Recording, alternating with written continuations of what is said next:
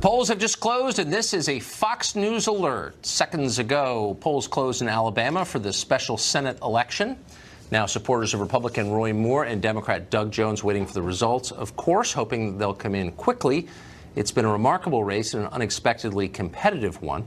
Donald Trump won the state of Alabama by 28 points, but Moore has been weakened, as you know, by allegations of sexual misconduct. According to early data from Fox News and our voter analysis, the race is pretty tight. We should also note that Jones has made his own blunders, of course, sending out literature last week that many saw as racist. Our primetime coverage throughout the night kicks off with Fox senior political analyst Brit Hume. So, Brit, what are the implications either way? Let's say Roy Moore wins. What does that mean for the Republicans in Washington? Well, Tucker, my assessment of that is very simply this.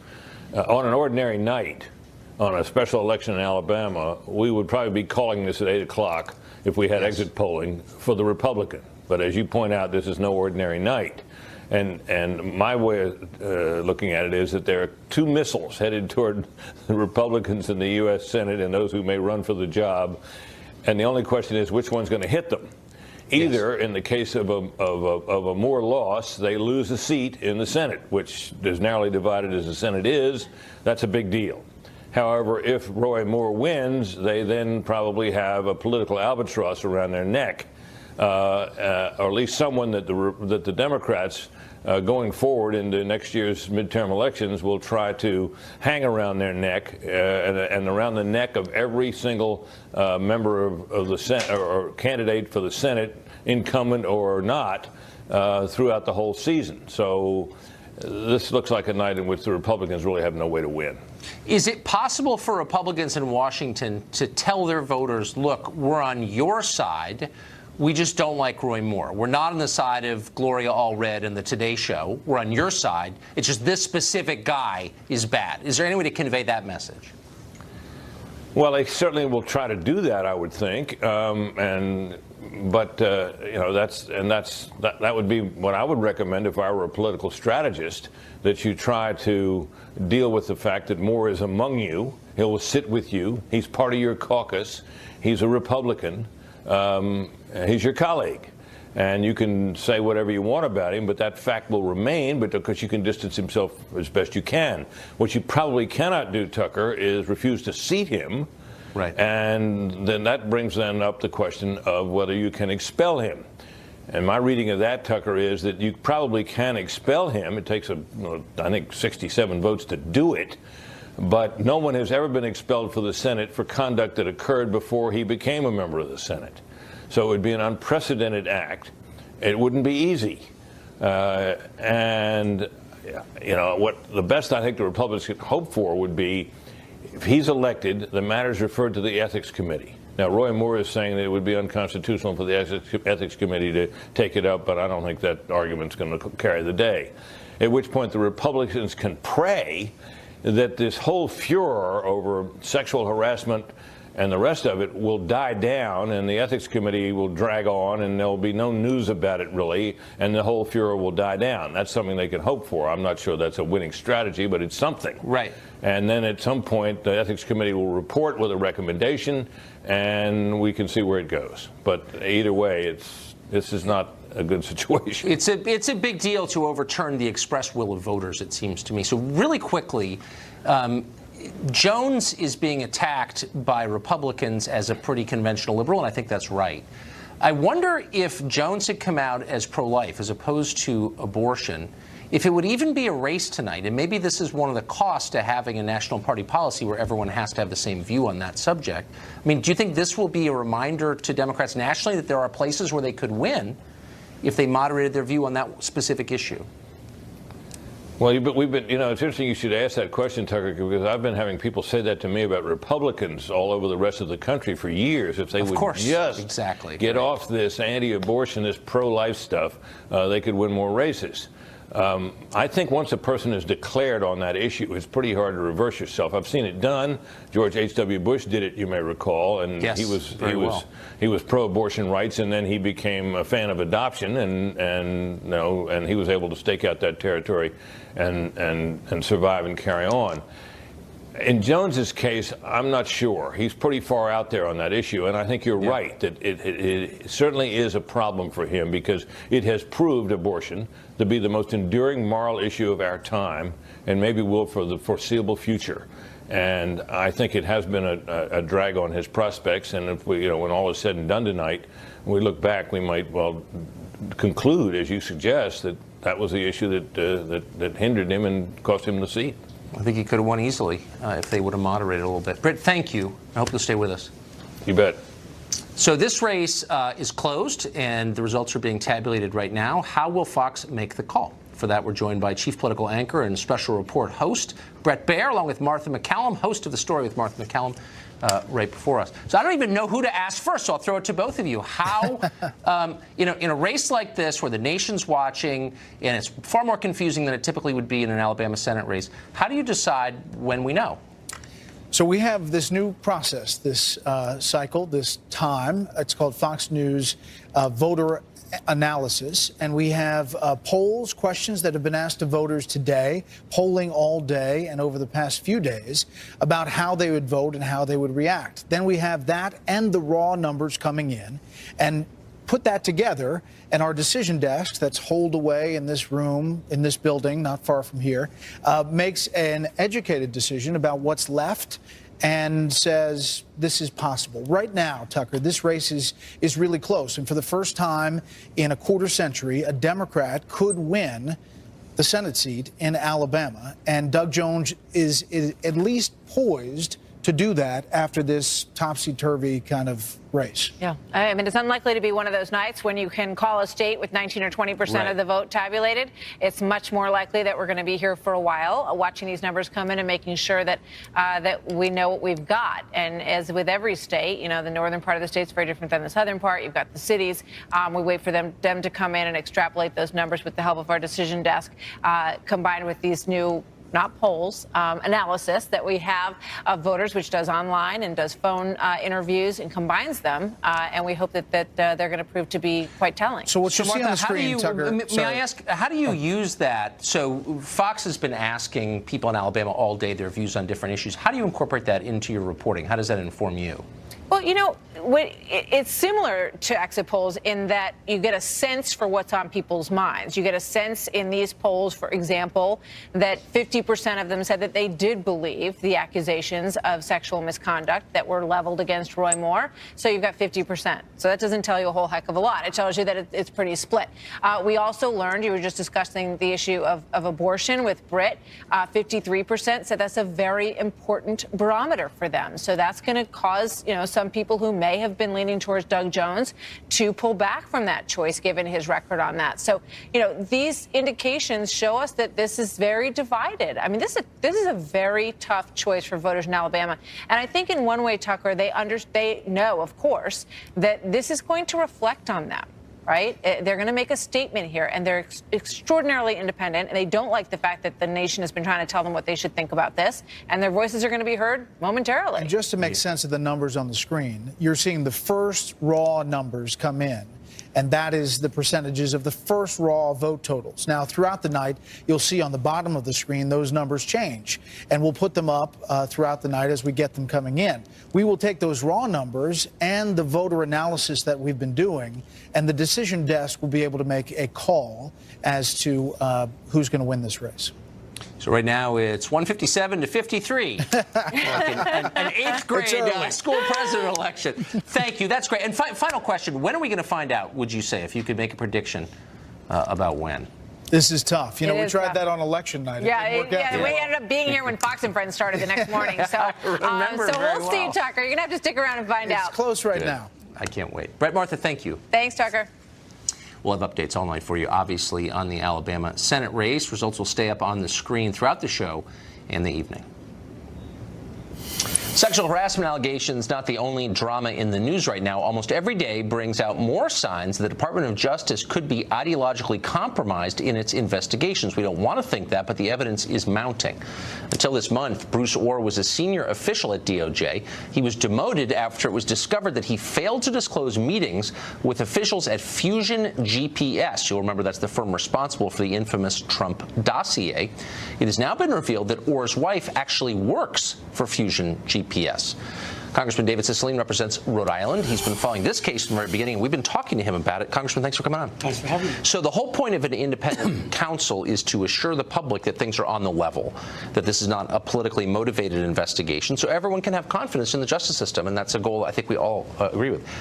Given that, the daily revelation that people integral to this investigation are partisan shakes the public's faith. Is this a concern for you? Well, I think, first of all, we have to say that there's an ongoing effort by my Republican colleagues to undermine the integrity of this investigation. We saw it in the Judiciary Committee last week. Let's start off with the facts. Robert Mueller, respected by everyone, Republican and Democrat alike, a career prosecutor, confirmed unanimously as FBI director. When he was confirmed, we had leading Republicans like McConnell say, I have a lot of confidence in Bob Mueller. I think it was a good choice. Newt Gingrich, Robert Mueller's a superb choice to be special counsel. His reputation is impeccable for honesty and integrity. The media should now calm down. The list goes on and on. These are professionals who take an oath to the Constitution. Okay, but I agree with you. So and they have a responsibility to do that. If they don't, if they show any partisanship, any bias, any favoritism, they're subjected not only to removal from the case, they're subjected to losing their license to practice law. But there are so many. Look, there is an effort. No, there are two examples of people who were. I have it right here. Look, here's the point. There is an effort to undermine Mueller's credibility. And why is that? I've not been part of that. No, I know you haven't. No, I'm not talking about you. But here's the thing. But the American people have to wonder. There's an ongoing effort to undermine the FBI. We had a hearing before the Let's just address the facts as they are, and then we can assess. So take Bruce Orr. So he's the Associate Deputy Attorney General. He lied about having meetings with Fusion GPS where his wife worked, which is at the very center of this entire case. Tucker, that doesn't rattle you a little bit? Tucker, what I really want to focus on is that when the special counsel learned of both Mr. Orr and Mr. Strotz, they removed them from the case. One of them was demoted, but they were both removed. So I think what about Aaron Zebley? But that's evidence. But that's evidence that Robert Mueller is doing his job. I guess protecting the integrity of the investigation. Wait a second. Can I ask something to Tucker? We've got a whole list of lawyers who work for Mueller who either represented the Clintons personally or gave money to their campaign. Tucker, you know this. If prosecutors all over the country have political views, what they're required to do is set aside their personal beliefs, their ideology, their views on issues, and impartially do their work. Prosecutors do that all over America. I agree with you. However, this is the most politically sensitive case in this generation. And what we ought to be. Jeanine Rhee represented the Clinton Foundation. Of all the lawyers in town, you hire someone who represented the Clinton Foundation for an investigation into Donald Trump? Are you joking? Again, this is a set of extraordinary professionals who risk their lives defending the American people. How has she risked her life? Keeping us safe all over. No, all I'm telling you is. So they're an authority, so we just genuflect before that? I'm not. There are rules in place that prohibit prosecutors or people who work for the FBI to depart from the oath that they took. If they do that, they're subject to removal from the case. They can be sanctioned. They can lose their license to practice law. But hold on. If you really care, as you say you do, about the impartiality of this, then respond to Mueller's. Hold on. Mueller has appointed Andrew Weissman, his deputy, in this. Weissman is the one who emailed Sally Yates when she turned down the travel ban how in awe he was of her. He is a Democratic donor. Tucker, that clearly is not disqualifying. What you have to determine is can this person impartially and properly set aside their personal views and do their work as a professional. If this were an investigation into Hillary Clinton and this 90% is not of an investigation. if there were, and 90% of the lawyers that the IG hired, the independent counsel hired, were Republican donors and had worked for Trump, you would say, what is this? We could say Robert Mueller is a Republican. Rod Rosenstein, the one who... Rod Rosenstein is a liberal Democrat. No, you're wrong. No, I said Robert Mueller. Wrong. I said Robert saying Rod Mueller. Rosenstein is a Robert Democrat Mueller, and a McCarthy I don't know whether he is protege. a Democrat or not. Robert Mueller is definitely a Republican. My point is, he's Republican? prosecutors are required to set aside their political views, their ideology. These are men and women and professionals who subject themselves to disciplinary action, and they can lose their license to But practice. two of them there have is already been nothing pulled here. In off fact, the only reason you're filibustering. No, Tucker. The only thing that's changed is Robert Mueller's getting closer to the president.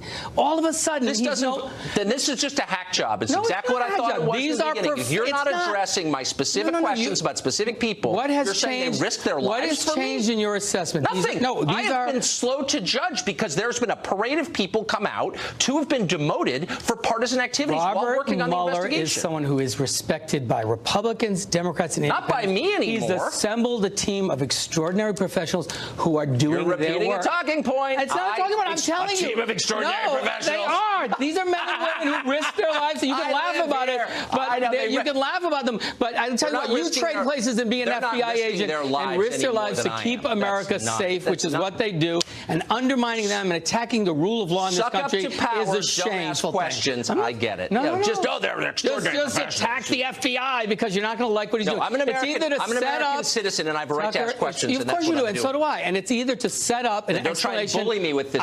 No one can bully you. No one can bully you. We're out of time, Congressman. But come back anytime. Thanks for having me. Because this is an interesting topic. Senator Kirsten Gillibrand poses as Congress's conscience on the question of sexual harassment and sexual assault. But is she? We'll discuss that next. And, of course, throughout the hour, we're going to keep you updated on Alabama. The polls there have just closed. The outcome left to be decided. We'll let you know.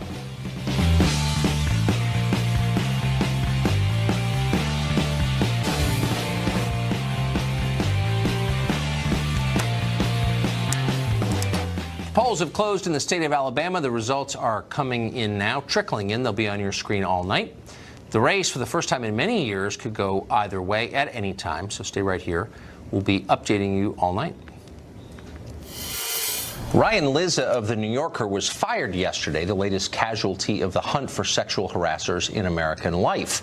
The magazine described Lizza's crime as, quote, improper sexual conduct, but it did not elaborate beyond that, nor did it name his accuser, who remains anonymous. Lizza issued a statement proclaiming his innocence. Quote, The New Yorker was unable to cite a company policy that was violated, he wrote. But that didn't matter. Lizza lost the job he'd held for over a decade anyway. He was suspended from his role at CNN, as well as his adjunct professorship at Georgetown. Ryan Lizza is in his 40s, but his career is effectively over now. The same has happened to plenty of other people recently on the basis of sexual harassment claims. In just the past week, TV chef Mario Batali was pulled off the air. Steve Edwards of Good Day LA is gone. 5 analysts at NFL Network and ESPN were suspended. And, of course, Al Franken is about to leave the Senate. There are a lot of other ones, too. Now, maybe all of these people are guilty as charged. Sexual harassment is real and apparently common. So it could be. How common is it? Well, it would be nice to know that, but that would require facts, which are one of the many things these cases lack, along with names and dates and the specific nature of the crimes alleged. Details matter because, in the end, they add up to proof. Proof is what ensures that the innocent aren't punished, and protecting the innocent is the very essence of Western justice. Unfortunately, we are moving in the opposite direction, toward a standard where to be accused means to be judged guilty. This is not a defense of sexual harassment, obviously, just an acknowledgement that it's terrifying, really terrifying. In a recent piece for Politico, Emily Yaffe explains how we got here. It turns out it did not start with Harvey Weinstein exactly, but with the last administration. At the beginning of this decade, the Obama administration launched a campaign to stamp out sexual assault on college campuses. The goal was laudable, obviously, but the means were horrifying. Using Title IX as a regulatory cudgel, the administration pressured colleges to lower the burden of proof for sexual misconduct and urged them to create kangaroo courts that denied basic rights to students like access to counsel and the ability to face and question accusers. Within a few years, it became normal to view sexual misconduct as a special class of crime where no presumption of innocence was warranted. Accusation equaled conviction. 2 years ago, Democratic Congressman Jared Polis of Colorado put it as clearly as anyone ever has. Quote, if there are 10 people who have been accused and maybe 1 or 2 did it, it seems better to get rid of all 10 people. In other words, it's okay to punish the innocent. If you want an omelet, you've got to break some eggs. That was Robespierre's line. It's been echoed by totalitarian dictators ever since. It's pretty jarring to hear it from a U.S. congressman in this country. On campuses, students were humiliated and expelled on the basis of no evidence they had done anything wrong. In one case, at the University of North Dakota, a student was tossed out for sexual assault even as his accuser was prosecuted for lying to police about the same incident. Now, at the time, many on the right allied with civil libertarians to decry this as a basic attack on the precepts of justice, which it was. And yet now those same groups are silent mostly. Some are even cheering along because this time the victims primarily are liberal journalists, politicians, and media personalities. A lot of these seem like odious people anyway, and it's gratifying to see them hounded from public life. That's a mistake. Principles matter, even when they protect people you don't like. If some annoying magazine writer can lose everything over an anonymous, unproven charge, it can happen to you too, and it might. In a brilliant new piece in The American Interest, a writer called Claire Berlinski sums up the reality we're now living in. Quote, it now takes only one accusation to destroy a man's life. Just one for him to be tried and sentenced in the court of public opinion, overnight costing him his livelihood and social respectability. We are on a frenzied extrajudicial warlock hunt that does not pause to parse the difference between rape and stupidity. The punishment for sexual harassment is so grave that clearly this crime, like any other serious crime, requires an unambiguous definition. We have nothing of the sort. Well, we're living through a moral panic, obviously. And as Berlinski points out, we have seen this before. Again, a quote from her. Not long ago, we firmly convinced ourselves that our children were being ritually raped by Satanists. In recent years especially, we've become prone to replacing complex thought with shallow slogans. We live in times of extremism and black and white thinking. We should have the self-awareness to suspect that events of recent weeks may not be an aspect of our growing enlightenment, but rather our growing enamorment with extremism. Now, you may not agree with her point, but I think you'll acknowledge it's smart and thoughtful and worth debating. Berlinski says she could barely get it published. Editors kept turning it down. In this environment, they were too afraid to print her essay, and that tells you everything. Senator Kirsten Gillibrand of New York has tried to make herself a leader in this sexual assault crusade and recently got into a tiff with the president over it. Michelle Jawando is an attorney at the Center for American Progress, and she joins us tonight. Michelle, thanks for coming on. Thanks so much for having me. So I just, look, I'll put up a lot. Being lectured by Kirsten Gillibrand about sexual harassment after she spent, 10 years covering for Bill Clinton, who was credibly accused 2 decades ago of sexual assault, rape, is too much. I mean, why should I take my moral cues on this question from someone who's as cynical as that?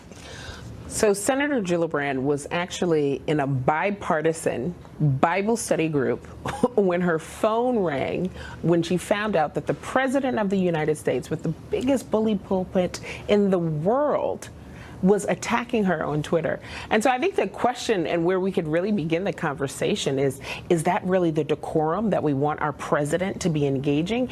And as president no. with daughters, he needs to be able to say, there's an epidemic in this country around sexual assault and sexual harassment, and I want to do something to fix But why should, look, I'm against the president tweeting about anything that ever. That was great. I'm so happy to hear But I'm against most people tweeting about anything ever. I'm against tweeting. Yeah. But let me just say You're this. Anti-Twitter. Why, of everyone in Washington, should someone who covered for Bill Clinton, who refused to say anything about her colleague Anthony Weiner when asked about his sexual misdeeds, who has covered for Linda Sarsour, who's just an open misogynist who wants Sharia law and has attacked the victims of female genital mutilation, why would that person get the right to lecture me about anything? Tucker, Kirsten Gillibrand, you know that I've worked in the Senate with her for many years before I went to the Center for American Progress.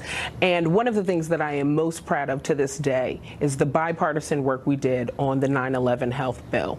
That was something we did with Senator Coburn, who was one of the most conservative, fiscally and otherwise, Republicans in the Senate. And the reason why Republicans work with Senator Gillibrand is because they know she's a hard worker. She's working. I don't doubt that for a second. I'm not attacking her as a person. Right, I'm just saying, why does she get to lecture the rest of us on a subject that she hasn't proven faithful on? And I want to ask you a question I've always wondered.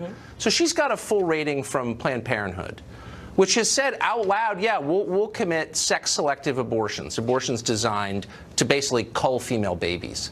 If you're a feminist, how in the world can you support sex-selective abortions? I've never understood that. A sincere question. So I appreciate the question. I don't think that that's actually true, Tucker. It is true.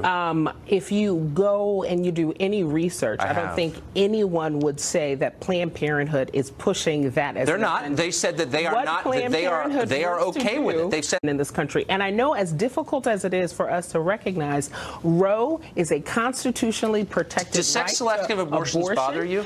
And if we are really going to be honest in this country, we have to recognize, abortion is a right protected by this Constitution. Sex-selective abortions, and we're feminists now. Okay. But Senator Gillibrand, back to the we're out of time. I'll give you the last word, though, since you're so. I will say this: Senator Gillibrand is someone who I've seen one of the hardest working people across the aisle.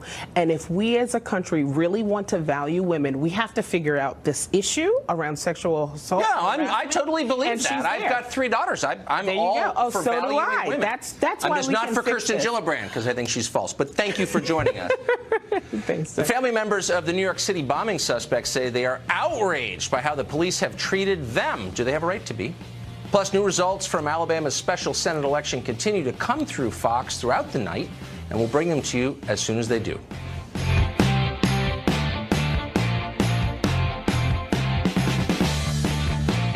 Our eye on the state of Alabama. Election results are continuing to come in, as they will until that race is called. We'll let you know immediately if we're able to make a call in that contest. Well, yesterday, an Islamic extremist, Kayed Allah, tried to set off a suicide bomb in a subway tunnel near Times Square in New York City. He succeeded only in injuring himself. His family, though, remarkably says they're outraged, not by what he did, but by what the police did in the aftermath of the crime.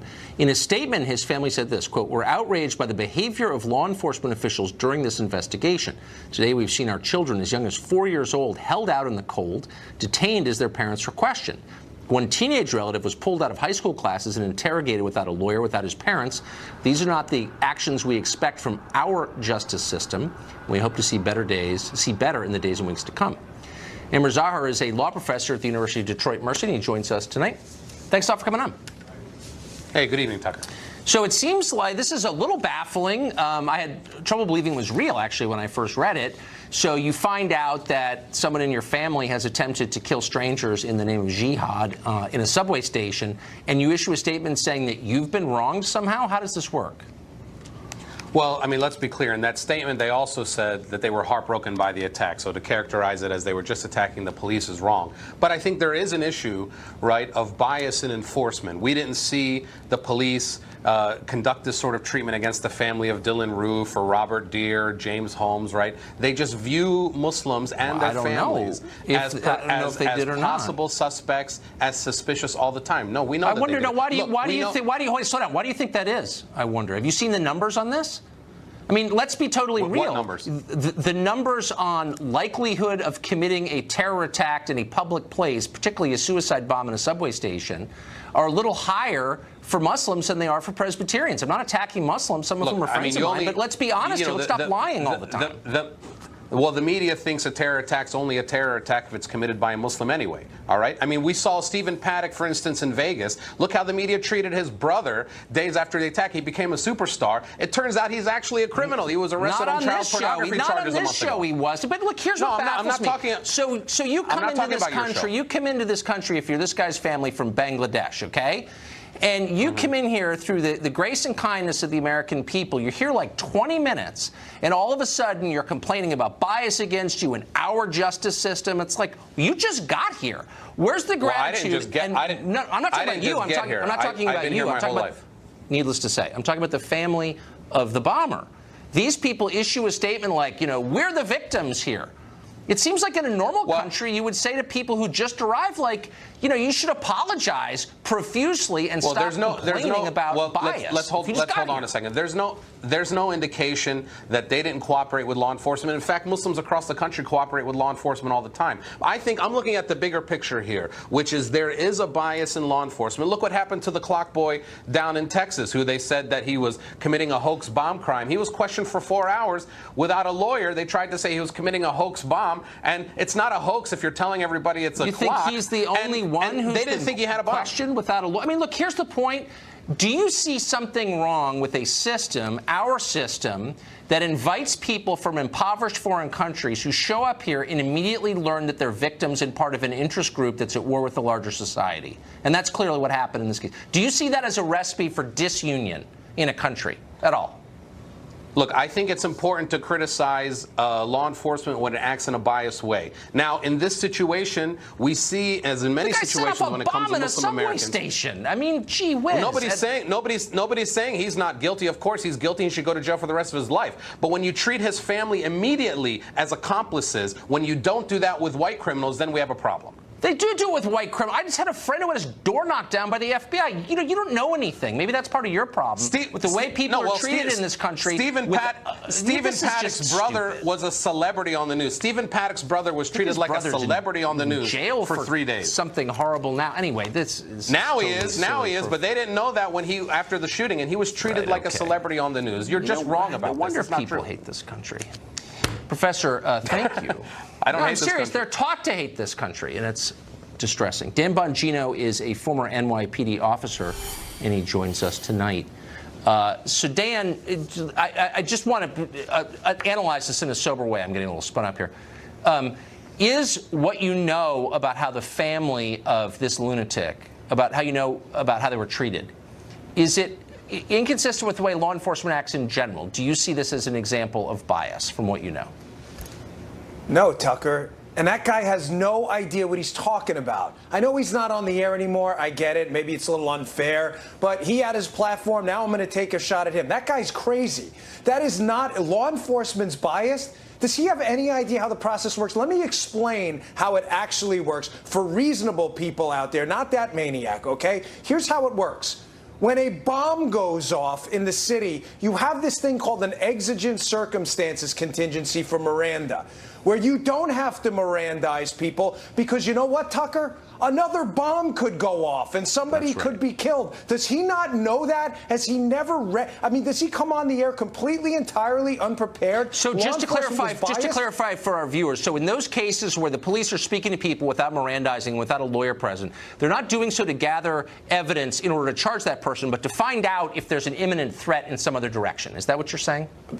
Yes. Thank you for saying that, Tucker. One, Miranda, just to be clear, if you're in custody and you're interrogated, plus those statements are going to be used in a proceeding, in a court proceeding later, then yes, you have to Mirandize people. Right. If your primary interest, Tucker, is saving the lives of people who could be killed in an additional bombing, what did you think the cops were going to do to the family of this Bangladeshi man? You think they were going to show up with a plate of tea and crumpets and sit down? I mean, is that guy kidding me? What did he think was going to happen?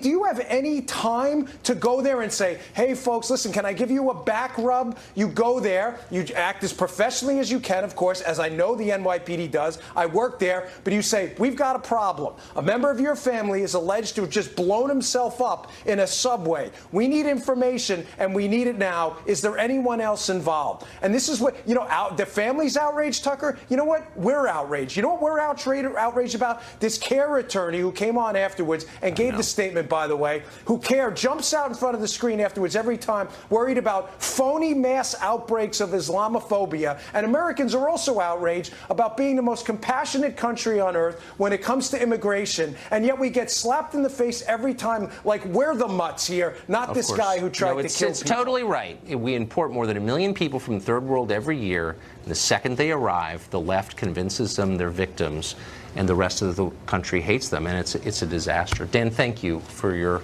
sober analysis of that. Thanks, Tucker. We're going to have a lot more on the latest developments from the state of Alabama just ahead, plus a special appearance from a CNN host and spiritual guru, a Swami some of us have been following for years. We'll let you in on it. It's Chris Cuomo. Okay, we'll be right back.